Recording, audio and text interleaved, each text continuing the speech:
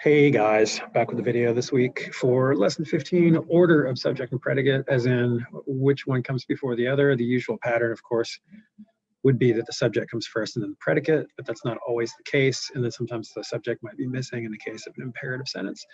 So, reading through with me, in most sentences, the subject comes before the predicate. In a sentence written in inverted order, which you have experienced many times since we just read Shakespeare, the predicate comes before the subject, right? Some sentences are written in inverted order for a variety or special emphasis, or in the case of poetry, placing certain words in certain places and things like that. Or maybe trying to emphasize an action. Shakespeare might want to put the verb on the front of a sentence, right?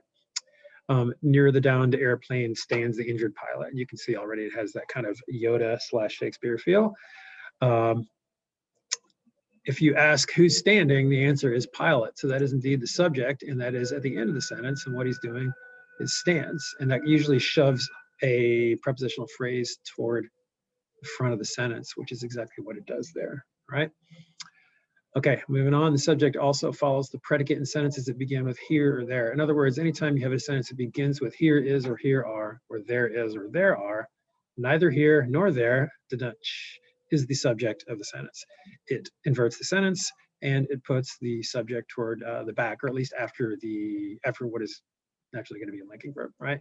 So there is a convertible in the driveway. You see the word there and you see the word is, and you think, oh, there is the subject. No, it is not. It never is. Okay, it's a convertible. Okay. Here on the desk are your keys. You think maybe here might be the subject. No, it is not. It is keys. They are on the desk. When you think about it logically, that makes sense, right? And finally, when the subject is you, as in understood, as in if I were in person class and I would say, hey, get out your books, the subject of that sentence is you, even though I'm not saying it. Now, I could say you, get out your books, has kind of a different connotation. But the point is, we make imperative statements without literally name designating a subject, because we're just talking directly to somebody, right? So that's the implied you subject. Read the novel, right? That means, hey, you, read the novel. Okay, so exercise 1, draw 1 line under each simple subject and 2 lines under each simple predicate, like we've done before, but here it's a little tricky because it's not just going to come in that easy order. Circle the number of any item that contains the understood subject you, or you can just write the word you in parentheses before it. That's fine too. I think that makes more sense to remind you what you're designating there. Okay, example, in that valley stands a series of Adena mounds and earthworks.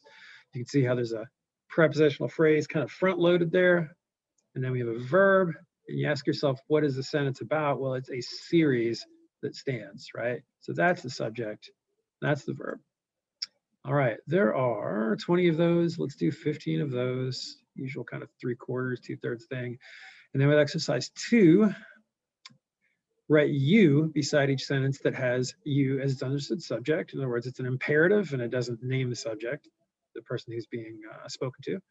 Write I beside each sentence that is inverted order. So one or the other, I or you.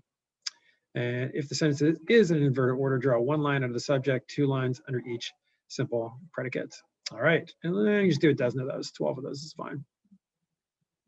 I'm nice if I don't make you do them all, right? Okay, do by Thursday night as usual. See you soon.